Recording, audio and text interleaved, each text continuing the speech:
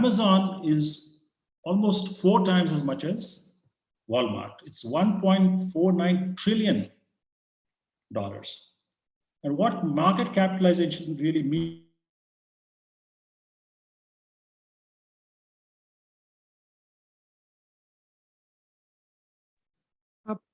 Probably Pramod. Yeah, we couldn't hear you. We lost you, sir, for a minute. You lost me? For a minute, sir. Now go ahead, sir. Okay, I'm fine. Okay. Yeah, go ahead. Yeah. So I was saying Amazon had half the sales of Walmart, but its market capitalization almost 4 times. And market capitalization is something stock markets look at in terms of what is the value of a company. So here, this is a present value of the expected future profitability. And you can see that it doesn't mean that Walmart is not doing well, but the big difference between these two is Amazon is an pure innovation play. And it really has a lot of potential. And that's why you find companies like Apple and Google have similar stories. In fact, they really now have replaced the old industrial giants like GE and AT&T and Ford and GM, all of those. So that's a service innovation. And then we turn to process innovation. This is something that really, in fact, it's as impressive to me, or even more so than Amazon. And I'll tell you why in a second. This is a simple invention that was basically a shipping container, but it had such a profound effect on global shipping and trade. And this was something that a gentleman by the name of Malcolm McLean in New Jersey came up with in 1956 to make it easier to load and unload ships. I mean, ships can carry all kinds of things, right? Different shapes, sizes, weights. But he standardized this with the use of this creation of this container. And you can see the container on the right here. And this is a ship that's carrying a whole bunch of containers. And not only this, the container led to the design and building of specialized ships like this, container ships, the cranes that you see for handling this, container trucks, railway wagons. These are things you would have seen on the highways, on some railway tracks, and even ports, where you have massive areas that are left for these containers. These containers are stacked 10 high, and it's like you could be in the middle of a city. In fact, I've walked through a large port where we had these containers all over, and I was accompanied by somebody who said, I had to accompany you because if you wander off by yourself, you're going to get lost. And it is really that massive. What did it really do in terms of benefits? It created standardization, flexibility, reduced costs, increased velocity. By velocity, we mean things got around the world much faster because things got loaded and unloaded on ships very quickly. And things were secure and safe in these boxes, right? It's not something you can fall off on somebody's head or fall into the water. It's just a tremendous advance in global trade. So now there are a whole lot of containers you can see, and just some information here about the capacity of each of these. This is probably a 40-foot container. The smallest one is for 20 feet with a 24-ton capacity. So we will reinforce this notion of innovation through some videos, because that really drives home the point. So this is an example of a simple service innovation. South Korea, a country devoid of oil. Seoul, a city where 1/4 of Koreans live, with one of the world's highest gasoline consumption. The situation is getting worse. Car usage is increasing. Petroleum costs are rising. Parking spaces are scarce. People are stressed out. Every day, a Seoul driver wanders 500 meters to find a parking space. In a month, this equals 15 kilometers or 1 liter of gas. S-Oil, one of the 4 oil companies in Korea, took action. It is on a mission to save oil. Right here, right now. Thus begins the HERE campaign. It has set up a HERE balloon for each parking space. As a car parks in it, the balloon falls. When the car exits, the balloon rises. Cars can spot these balloons from afar. They can spot open parking spaces without wandering. Finding quick parking means saving oil.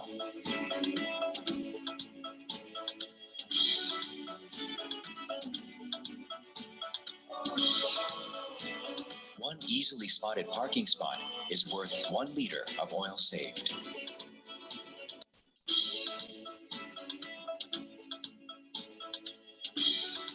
교육하실 때 엄마들은 한 버거만큼 경제적인 게 없다고 딱 이정표가 있으니까 참 뭐 좋은 아이디어 같아요. 시장에서 항상 다니까 신기했어요.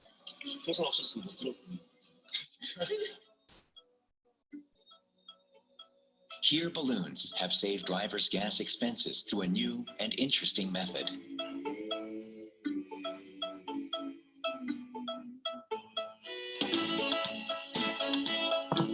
S-Oil, the oil seller, gained the impression of an oil-saving company.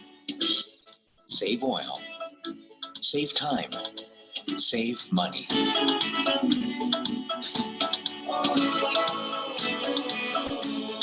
Here, taking action for a better world. Save oil, save earth. S-Oil.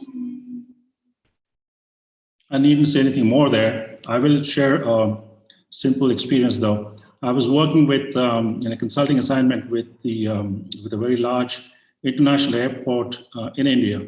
And when I showed this clip to their management, the head of the team said that he wished he had seen this before. He would have tried it out because they had just recently installed a very large covered parking lot with a very sophisticated lighting system that told passengers or people driving in there where parking lots were free and how many of them were free on which floor.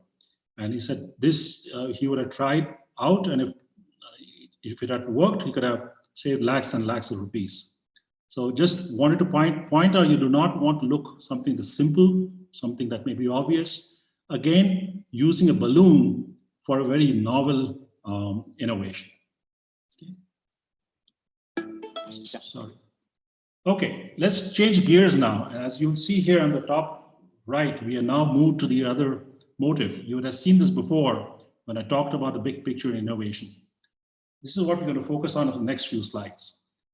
I talked about focused thinking. This is an area where we are, at least most of the time, we are engaged in this. It's called left brain thinking.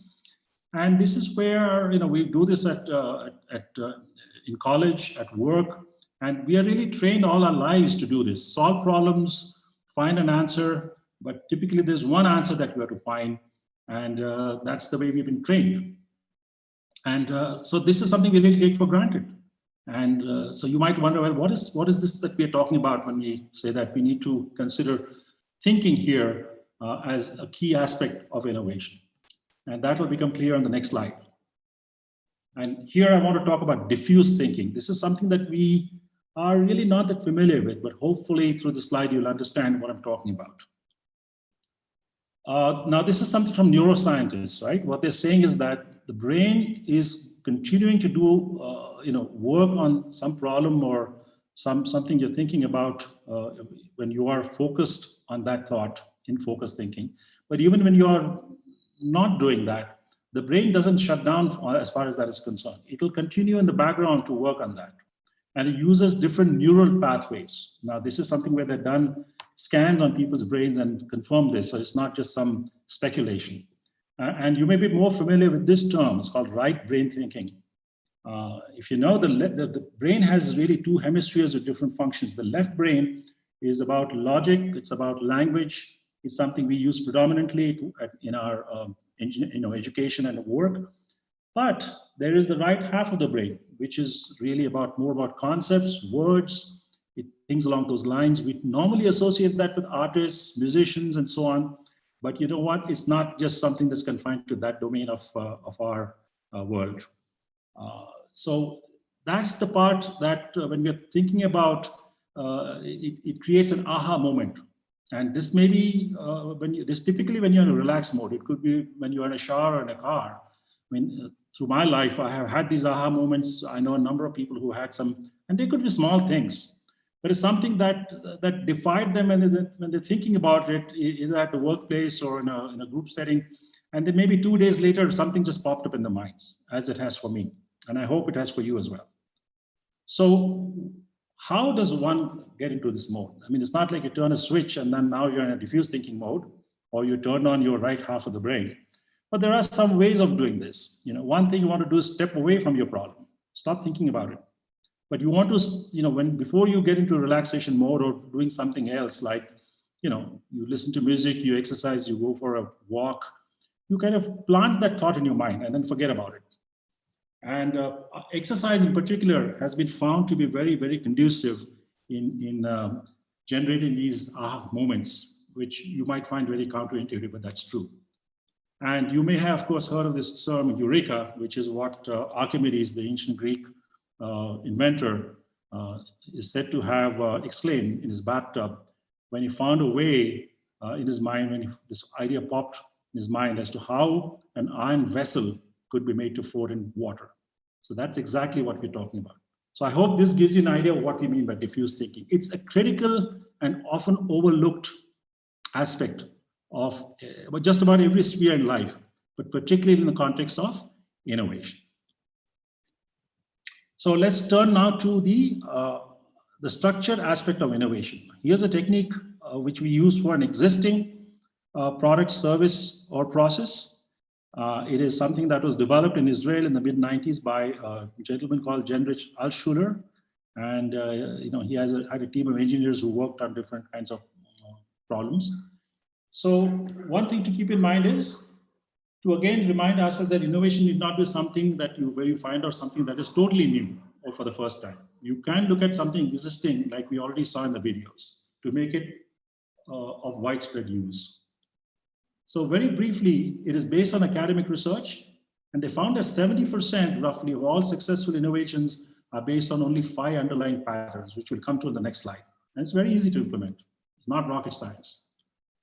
So what are these things?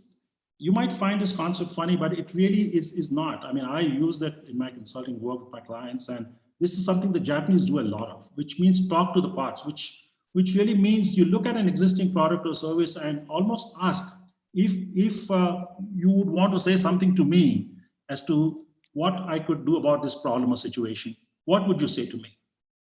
Again, you might say that this sounds crazy or loony, but it really isn't. I've seen this work, okay? But what are the 5 different ways you can look at this? Subtraction, where you create a virtual product by taking something away from an existing product. iPod Shuffle, something you may not know, but it was a very small portable music player that came from an iPod, which is a somewhat more sophisticated player with a screen. And they just created the shuffle by taking away the screen. Now, why would they do that? Because they found a market for entry-level customers. They could be, younger siblings in a family who wanted something, something like their older brother or sister, but the parents said, you're too young to have that fancy iPod, so this is for you. Or people who wanted to listen to music but could not afford the iPod. So they created something by just taking away one feature. Task unification is where you add something to an existing product. And this is something you would all know about, rubber on a pencil. 2 for 1. You don't need a separate pencil and a separate rubber. Multiplication, where you add an element to an existing product. A car remote key, for example, started off with just 2 buttons to lock or unlock a car doors. Then came this addition of a button where you could open the dicky. And then we have now much more fancier key remotes, car remotes. Division is where you take something and cut it into smaller pieces. So you probably don't know this again because you're younger, but in the old days, we had this big, bulky TV sets where the buttons or the buttons for the volume and for changing channels were on the TV. So every time we had to get up if you wanted to change channels, and we didn't have that many channels in those days, but it was still a pain to get up and do that. But now guess what? Now we have the remote and we don't need to get up from our sofas or chairs. We can sit all day long, and I'm sure we all are guilty of doing that sometimes. But this is an innovation that was just done with an existing product. This is a bit of a mouthful, but it's because it's the technical term they use, attribute dependency. In simple terms, it says that you take an existing product and you add more functionality to that. So an example is having reading glasses that can be used indoors as reading glasses, but when you step outside into bright sunlight, they become dark. They're like goggles, and maybe some of you use these. So you don't need to carry two different sets of eyeglasses, right? So that's what we are talking about in terms of this sit. Now, this is not a sequential process. It's not that this is step 1, step 2, step 3. It could be any of these. Hopefully that's the idea you got. Turning to generating ideas now, divergent thinking is where you create choices, and its opposite is convergent thinking, where you make choices. We are going to go in this webinar with the first one. Divergent thinking is saying that you find many answers to one problem, and through using techniques like brainstorming and mind mapping. And we will show those to you very quickly. We highly recommend you use these techniques as you begin your InnoWAH projects, or even in other areas of your work.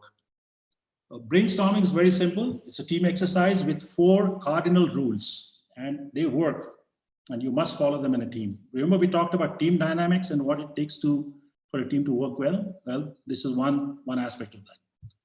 Focus on the quantity of ideas generated, not the quality. This is not a place where you want to think about whether the idea is based on data, whether it's logical, whether it's researched. Well, it may be, but it need not be. You want the team members and every team member to just contribute ideas on, given a particular problem or a need that you may identify. Deferred judgments, very critical, which says that you do not make comments during the session, the brainstorming session, on anyone in the team who comes up with an idea. Because if you do, if you smile at each other and you kind of shake your head, then that person who's made that contribution is never again probably going to come up with any idea. And you just lost one team member. You also want to welcome far-fetched ideas. There is no such thing as dumb ideas. Don't say, comment on someone and say that's a crazy idea, or laugh it off. Again, it's similar to point number 2. And then once you have got this whole quantity of ideas generated, you now as a team have the opportunity, then focus on those ideas that collectively you feel make sense to pursue. Now you have a chance to filter them to those that you think seem to be workable. Second technique is mind mapping. It basically is a simple technique which visually organizes your thoughts and information. And there are multiple uses. Studying, for example, you can use it to organize your thoughts, classification of topics. It can be used for interactive group input. Very useful to me in my consulting work with clients, where I can sit with 15, 20 people and get all the ideas in a matter of 2 hours using a software or a whiteboard or whatever. And you can use different techniques here. There are even some free software, you can use it. Simple example here, just to illustrate the point. This is the central notion here of problem solving, right? General problem solving. What might be the things you would consider? Input analysis, where you're looking at the problem statement, available information, and so on. On the other side, solution verification, where you ask things like, is all the information that you had, did you use it? Is it really a solution, and so on. Now, there is no such thing as a right map. This is a trial and error, it's iterative. You may have more different types of nodes. If I give this central topic on problem solving to 5 people or 5 teams, they will come up with very different maps, and that's fine. But the idea is to make it as big and comprehensive as possible before you then select the ideas you want to pursue. And here's a bigger mind map we've taken a shot at, again using a software. This is more tied to the theme, where we looked at COVID-19 and looked at the problems and then subdivided that into other areas, PPE, traveling, social distancing, opportunities that may be there online, at work, social services, and so on and so forth. This is something you may find useful. I mean, even after this webinar, and brainstorming, to start looking at your own projects and say, what can you do with this? A very, very useful tool, and highly recommend this to generate your concept document and start working on that. There is a software available, for example, like I said, I use something called Gitmind. There are others, you decide what you want and go with that. Okay, I'm going to wrap this up now.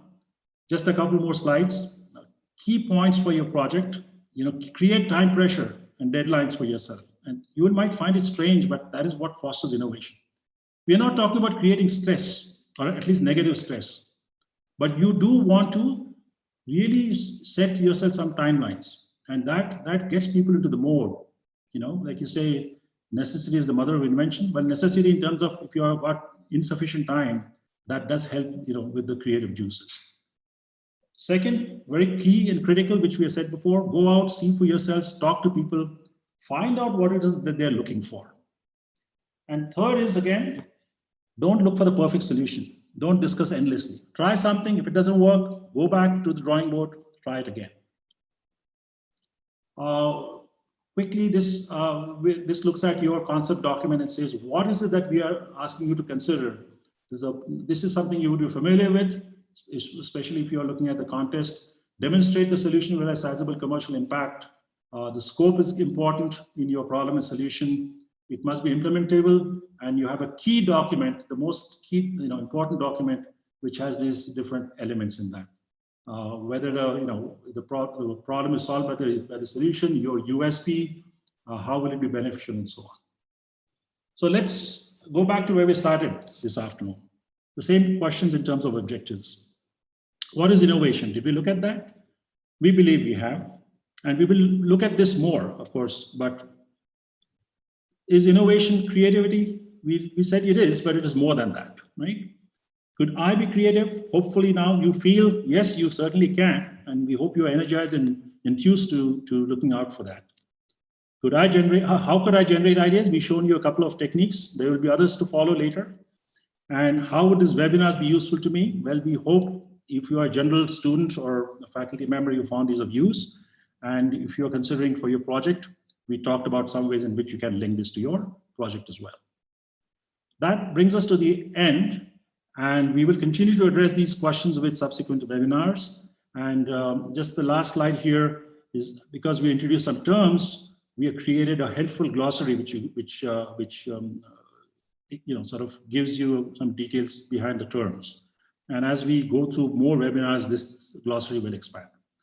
And so thank you very much for your attention and your time, and we appreciate your presence here today.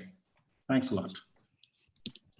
Thank you, Pramod. It was a very nice presentation, very interesting and very absorbing. So I'm sure the audience must have found it as so. They would have learned something about innovation. And now we go to the next stage. That is the question answers. Yeah. That means we have to ask the audience to put up some questions when they registered. So we got a lot of questions. We filtered out some of the questions, which we will address now. And I will request my colleague Bharanidharan to read out the questions, and one of us from the InnoWAH team will answer the questions. So Bharani, will you take over? Yeah, thank you, RKR. So the first question, is innovation a boon or a curse for the nature? RKR, can you take this up? Sure. Yeah. I think I would say there's a lot of innovation in nature. Why don't you go around, go into nature and look around? There is no shortage of innovation that's happening there. A simple thing. Yesterday you must have seen a bud. Today it's a nice blooming, beautiful flower. And tomorrow it may be a nice, tasty fruit. So isn't that nature's innovation? Or you can see birds flying. They all fly in a pattern. If you look at it, they fly in a particular pattern. Why do they fly in a pattern? They can fly randomly also. There is a scientific explanation to that. They want to reduce the impact of air resistance as they fly. So when they fly in a group, and they fly in a pattern so that the overall air resistance which the group faces is much reduced. Or you see a hummingbird, you call that a hummingbird, which keeps humming and it stays still in a flying position. The humming comes because of the movement of its wings. And then it stays still, goes to a flower, stays still and sucks out the nectar. Now that's also a scientific and innovation, natural innovation. People have used that to make helicopters. When a helicopter goes, and probably in case of a rescue mission, it has to go and fly still above the affected area. How does it do that? It follows, people have learned the principle from nature. So there is lots and lots to learn from nature about innovation. Look around and you will get it. Yeah, Barney. Correct. Okay, next question is, how does this practical tools help in real life industry application? Yeah. Okay, Hakir, can you take this up? Yeah, sure. Yeah. I think you saw it in the presentation today also. Pramod had shown how a couple of tools could be used successfully to help you identify some innovative cases. So there are many tools available. And these are not just the tools, but there are many other tools also available which have to be understood and used properly. So that's the important thing. You should know what you need it for and how will you make use of the tool and how will the tool help you to do your work better and faster. So you have to apply some mind and do that. And definitely, if you do that, you will get the benefit. Like if you want to cut an apple, you have to use a knife. There's an appropriate knife which can be used for cutting the apple. And you have to use it properly. If you don't use it properly, you might get hurt. The same knife can injure you. So it's the same applies with the tools also. You have to know what tool you have to use and how to use it and how to get the benefit of it. And if you do it correctly, you will definitely get the benefit. Yep. Okay. The next question is how to come up with an idea for a project or startup. I think I will answer this question. I think quite a few people are asking this question, how to come up with an idea. See, idea comes from two reasons. One, when you face a problem, you want a solution for it. So some problem bothers you, come up with an idea. So yeah, you might have seen this famous proverb, necessity is the mother of invention. So whenever there is a need for something, you invent. So that's one reason. So for example, a very old story is the person who invented calculator. What I was told is his father used to work in a construction field where he used to do a lot of calculation, and he was struggling to do all of them in the ground with a pen and paper. So he saw the difficulty of his father, and he came up with this very creative idea of inventing calculator, which helped his father to do all those calculations. I thought it's a very good idea, where he was able to solve a big problem for his father. So this is a problem. This is one of the idea to solve a problem that you are facing. There can be other ideas which will make your life easier. For example, having an air condition. I mean, the people can't live without air condition, but with air condition, you can live in a much better way. So air condition is in that way as an invention. I can give another good example for this. I don't know how many of you are aware, when the cricket team goes to West Indies to play cricket, they find it extremely difficult in that condition. Especially people coming from Australia and England, they struggle a lot. Adam Gilchrist, one of the Australian cricketer, he came up with a brilliant idea. He had a innerwear where he had a 2-layered innerwear, and in between the 2-layer, he put a lot of ice cubes, which will not melt for 3-4 hours in such a way. And with that, he was playing in the field for that session. So that way, he was able to handle the heat. So that is a brilliant idea where he was making himself more comfortable using it. So people, if you really want to solve a problem, I'm sure you will come up with an idea. So nobody will come and give you an idea. Don't ever think like that. It is not sold. You have to invent ideas. For that, you have to be really serious about it.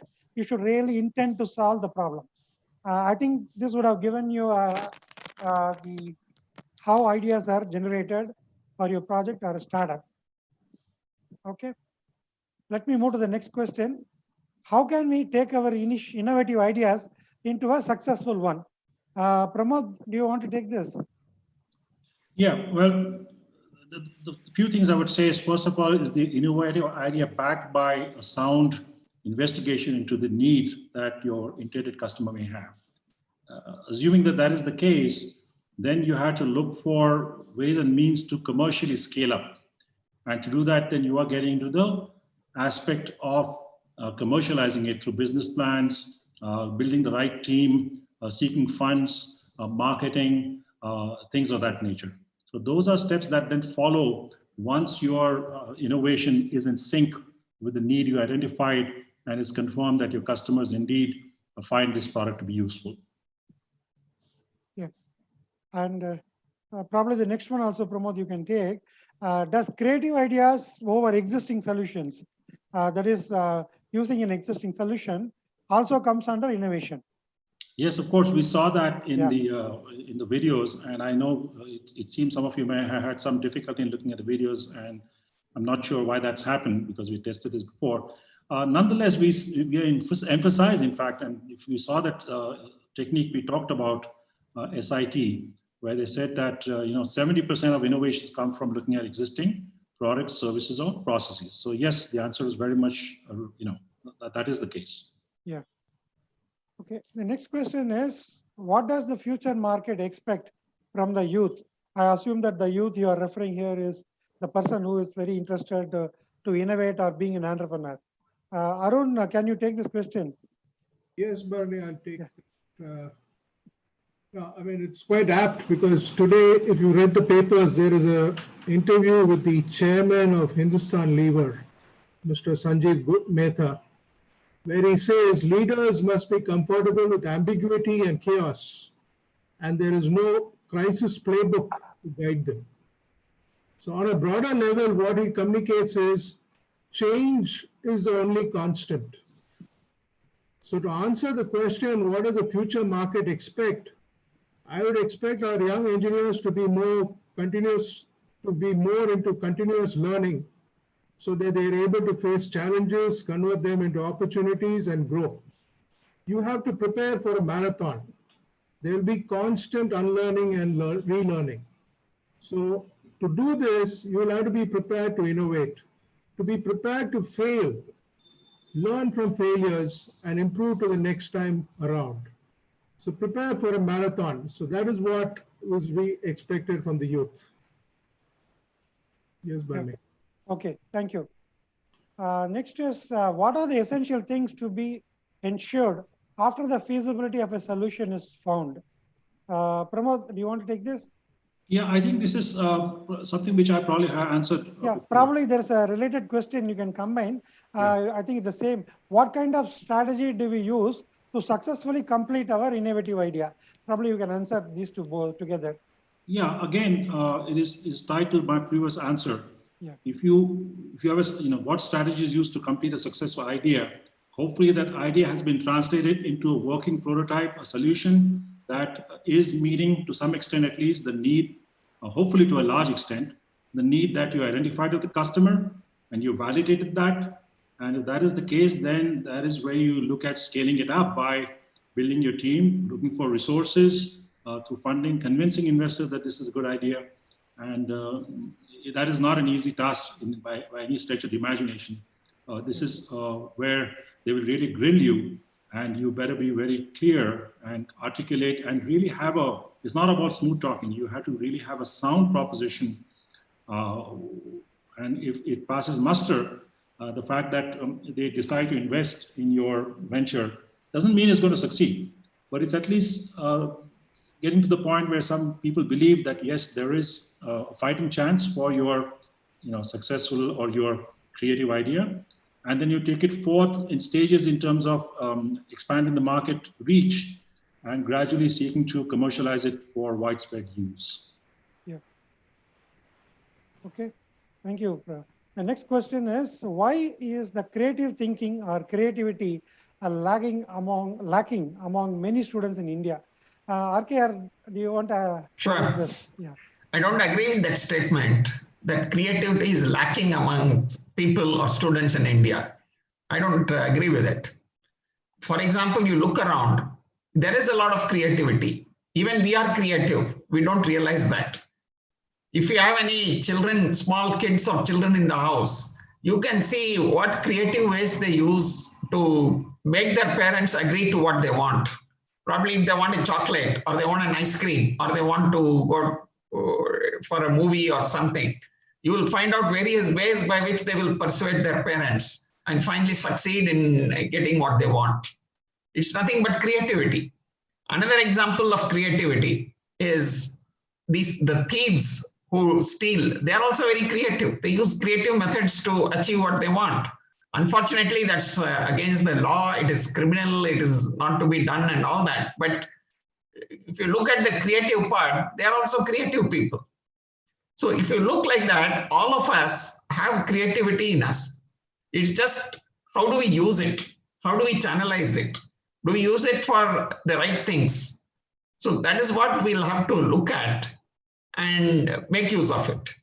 So I would say that everybody is creative and it is up to individuals to make use of their creativity and achieve the results by channelizing their thoughts and imagination in the right direction. Yeah, thank you. Okay, next question is, what activities encourage students to be innovative? Or in other words, how do you inspire innovation, typically at workplace or as college? Arun, can you answer this? Yes, Barney, I'll take that. Thank you. Well, I might sound like a stuck record. Again, change is the only constant. Now let's go by experience. Just take the case of a cell phone. Back in my time, when I got my first cell phone, probably in 2003, it was actually sponsored by the company because I could not afford it, point number one. It was a heavy Nokia 3310, I remember, which had a 2-inch screen with limited features. And most importantly, call charges were ₹7 per minute. ₹7 per minute, I repeat that. Okay. So I actually ended up having to give big statements every month as to whom I spoke to and what I spoke, etc., etc. Now, incidentally, this ₹7 a minute call charges led to a very unique innovation, which was recalled recently in one of our PALS Cares and Shares programs by the chairperson of Rajalakshmi Institutions, which is the missed call innovation. So you can look for innovation anywhere around. It's not something that has to come only because people have told you to do something specific.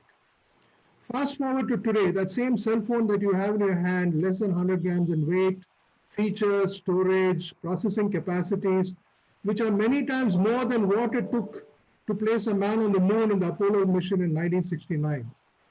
Now, how did this happen? Because of low instrument costs, because of cheaper charges for bandwidth, etc.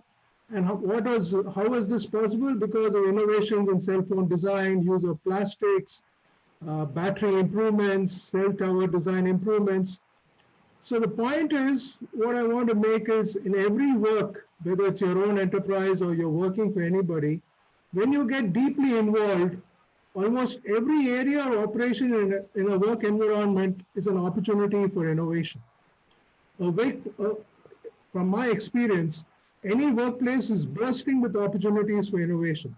The only thing that is required here, of course, is that you keep your minds open, your ears and eyes open, you apply what you read, and together with patience and diligent effort, develop and execute a plan to capitalize on that opportunity. So sum and substance is, there is opportunity and opportunity for innovation everywhere in the workplace. Thanks, Bernie. Thank you. Good answers. Thank you. Okay, the next question is, what are the challenges you have faced while helping social enterprises? Okay, see, this question is out of the scope for this team because PALs do not actually engage with the enterprise. So enterprises for the people who are aspiring to become an entrepreneur, we are not engaging them. We, as PALs, we connect the aspiring entrepreneurs with the industry. So they are the ones who actually take this further. So you should look at the some of the enterprise, like for example, IIT Madras has got a research park. They have several people who have come up and they have helped them to float their company and take their idea to the market. They are the ones who are actually addressing it. So we may not be the relevant people to address this particular question. And also there are a lot of questions specific to InnoWAH competition has been asked here. So I would like to remind all of you, for InnoWAH, we have published a FAQ You please go through that. We have already published the link where to find those documents. So most of you, all your questions would have addressed there. So you please go through that. You will be able to find the answers there. And in fact, there are many other questions for which this entire presentation by Pramod has answered a lot of questions that you have already asked. So those things also, I think you guys will be now having some clarity. Anyway, there are some few more questions has come during the session. Probably I'll take a couple of them within the available time. The first question is Nishant from Ramco. Staying creative and innovative is always hard. How to maintain it in the daily life? RKR, do you want to answer this? Okay. Yeah. See, in the daily life, we have a lot of other challenges which we have to meet or to get ourselves going. Like as students, you may have examinations, you may have assignments, you may have other obligations with respect to your studies to complete. Then you may have obligations with your family, etc., etc. Probably preparing for a job. Everything is cut out and everything takes a lot of time. And how do you find time for something else, for doing something creative? So that's a challenge which everybody faces. And that challenge doesn't go down. As you go up from student life to a professional, a career life, it only increases. From when you go to family life, it gets more challenging because you have more challenges to face, etc., etc. But it is again, the time management is something which is in our control. It is we can do our time management and see that we use our time more constructively to achieve whatever we want. So if we do want to do something creative, we have the mindset for it, we want to do it, I'm sure we will be able to manage our time in such a way that we will be able to get some time to ourselves to do something creative. Probably you can do it in the night when everybody is gone to sleep, or you can get up early when everybody is sleeping and spend that time creatively doing your thinking or doing your what has been said, some exercises and other activities which rest your brain and fuel the right side of the brain to think better. So there are ways to do it, and it's entirely up to the individual to plan it out, where he should prioritize, what he should do more than the others. That's something which every individual has to prioritize. And if he prioritizes, I'm sure there will be enough time available. You manage your time well, there will be enough time available for you to plan out your creative activities. So that's what I would think. Yeah. Okay. The next question is from Mithaleshwar Rao. Okay. Can one individual with an innovation disrupt the global market? And if so, how do you see the consequences that might result in tremendous changes? I mean, I will answer this. I don't know, Mithaleshwar Rao, if you have heard about this man called Steve Jobs. That's exactly what he has done. He has disrupted the whole market. He said, people, you don't go behind the market. You create a market for yourself. That was his theory. And he indeed created a market for himself.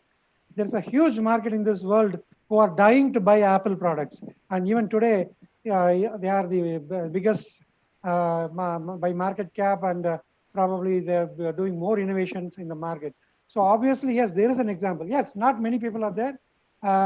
Another example, obviously, is Amazon. They have, Pramod gave a very good explanation about what Amazon has done. There's one more interesting part of Amazon is, see, when Amazon started their online sales, they faced a lot of challenges. They had a huge capacity to sell things in terms of their computers infrastructure, the network capacity. They had huge, but it was not completely utilized. A large portion of this was not utilized properly. So Jeff want to ask the CTO, what are you going to do with? We have made so much of investment here. That's where he came up with this idea of cloud services, AWS. I mean, today AWS is so big. that guy came up with this idea. I have a surplus infrastructure with me. Why don't I start sharing with my customer? So that's how AWS was invented. And that again was a big disruption in the market and is pretty huge now. So there are individuals who are making a major innovation, which is disrupting the global markets. So you don't feel dejected. I'm sure you can also be one such person. Okay. The next question, Mohammed Ajal. So I think these questions are already answered in this webinar. I'll just read out the question. What is innovation literally, and how to improve innovative skills? I mean, this precisely the webinar was all about that. If you have gone through this, I'm sure these questions, you might have got an answer for this. So I think we are pretty close to that time available. Let me take one more question. Can a dumb idea be more creative compared to a more innovative idea? Anybody wants to take it? I haven't. Yeah. I'll answer it. Yeah. Okay. What is the meaning of a dumb idea, or what is the meaning of an innovative idea? An idea is an idea. And who calls it dumb or who calls it innovative? Correct. If you and I mean, it can't be done randomly. If the idea becomes it has a value for society, it becomes a great idea. Yes. And if it does not have the value which the society wants, it's still a good idea. It may not be a great idea. So it's I don't think any idea should be said it is a dumb idea or something. It may have some value for somebody. So that's not the way to classify it. But we can definitely say that an idea which, going by the definition of innovation, an idea that gives value, that results in value to a large section of society in some way, is a very innovative and a popular idea. That is how we should say.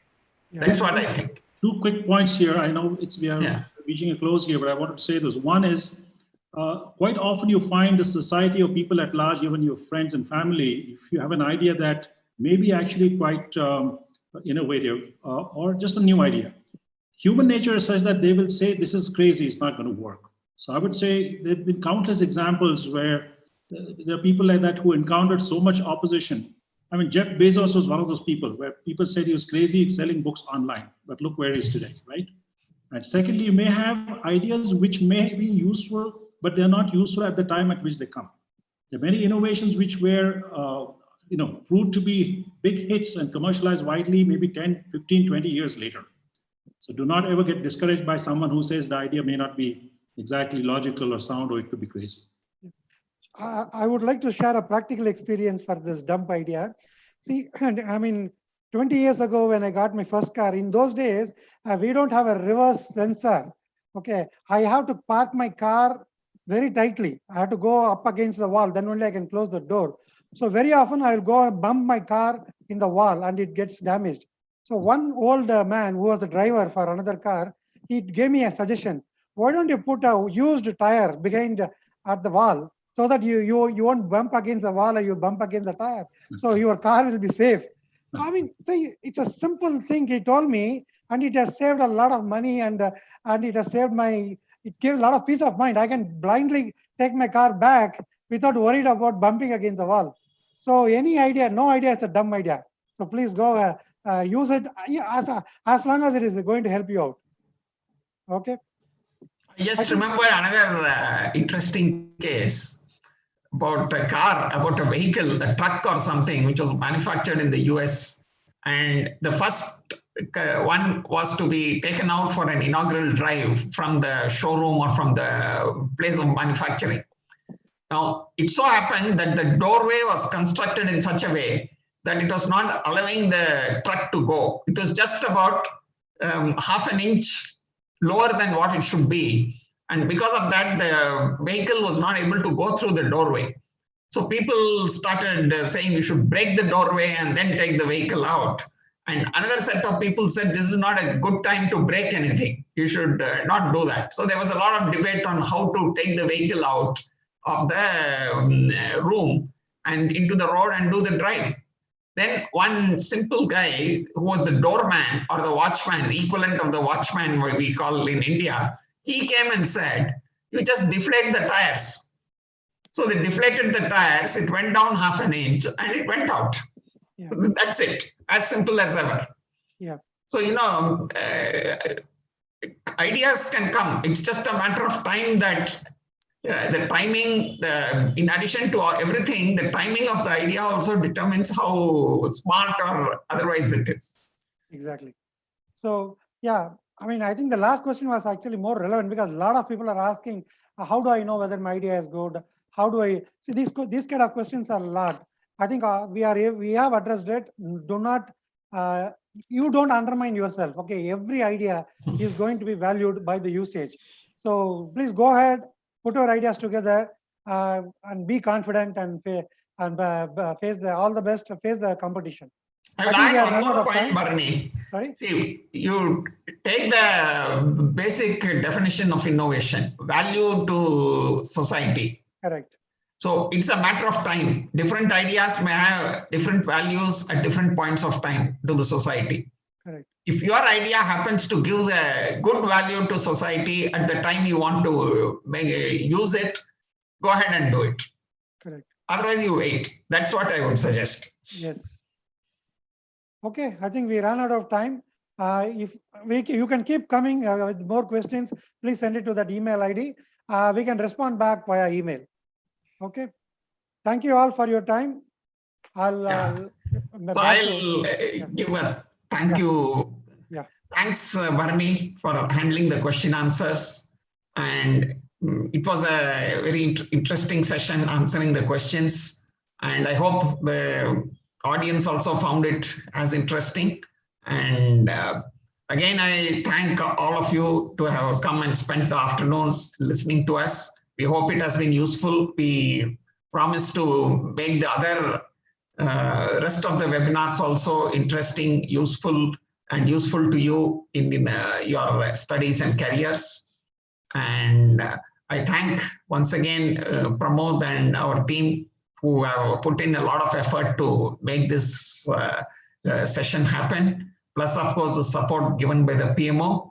So with this, I request all of you to give a feedback, and your feedback is valued. We value your feedback. We will make use of it and improve our performance in the forthcoming sessions. So please spend some time and give the feedback. And with that, I hand over the session to Lavana of our PMO to give the feedback forms and conclude. Thank you, RK sir, Barney sir, Pramod sir, and Arundev sir as well. I hope all of you had a wonderful session.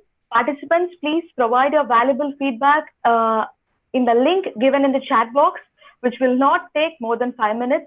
So please submit it. It's very important for us. Thank you all for your great participation and interaction. Thank you. Thank you, sir.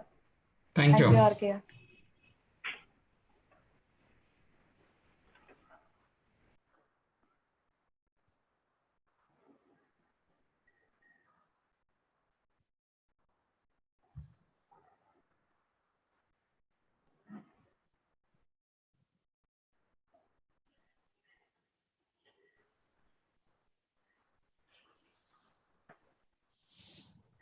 Hi, RKR.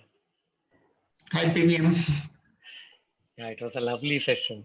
Oh, thank you. Really enjoyed it. And Pramod, very nicely delivered lecture. I think he spent a lot of effort to prepare also. Yeah. Is Pramod around or he's left? I think he logged off. He logged off, okay. Yeah. And even the Q&A session was very nicely handled by all of you. I think it's a good starting point. We can build on this. Yes, definitely. Lavana, can you stop the live streaming?